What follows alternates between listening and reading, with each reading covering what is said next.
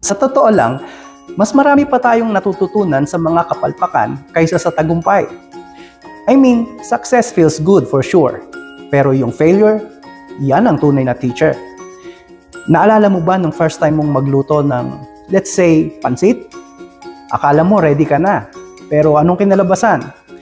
Imbis na pansit luglog, naging pansit sunog. Lesson learned, low heat, tsaka huwag kang magmamadali. Ganon din sa buhay. Minsan, you'll fail in business, relationships, even sa sarili mong goals. But don't let it stop you. Failure builds character. Parang gym sa kaluluwa mo. Masakit, pero pampalakas at pampalaki ng muscles. So, kung nadapa ka ngayon, smile ka lang ng konti. Sabay sabihin, okay lang, character development lang to. Tuloy lang, bawi na lang sa next round.